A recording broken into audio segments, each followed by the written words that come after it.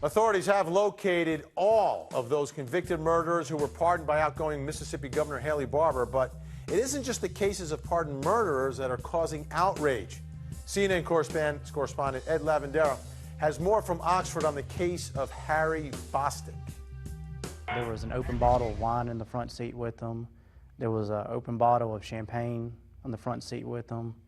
He had a large cup that was full of red wine. Police found he was driving at twice the legal limit of alcohol. This was Bostic's third drunk driving arrest in a year. You know you're not supposed to be driving. Bostic pled guilty to the felony charge, was sentenced to a year of house arrest and to 4 years in an alcohol abuse program. Right before I put the cuffs on him, he said, "Don't do this to me."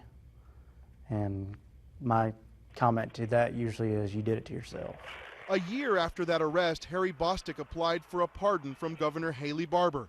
This former IRS investigator had high-profile friends write letters asking the governor to pardon Bostic. Friends wrote that Bostic's life fell into a destructive course after the tragic death of his teenage son in a house fire and a divorce from his wife. A federal prosecutor wrote, "Harry no longer drinks alcohol and can now be a positive factor in many lives." Another friend wrote, Bostic had turned his life around. The Mississippi Parole Board, in a 3-2 vote, recommended Bostic get a pardon. Governor Barbour agreed. The power of pardon in the state is to give people a second chance who have repented, been rehabilitated, and redeemed themselves. Charity was quite the artist. This was a gift she gave to you. And this is how she signed it. She signed it with her handprint.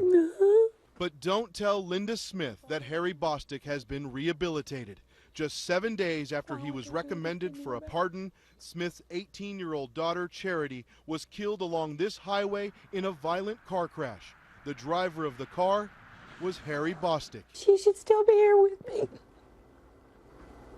She should still be here with me. This should not have happened.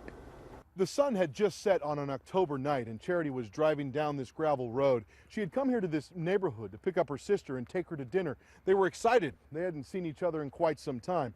Mississippi authorities say in the meantime, Harry Bostic was driving this way, back toward Oxford, driving, they say, under the influence again.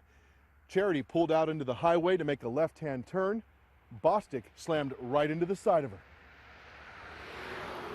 Charity was killed. Her sister survived. Bostic was sent to a jail in Oxford for violating his previous DUI sentence, while prosecutors tried to figure out what to charge him with.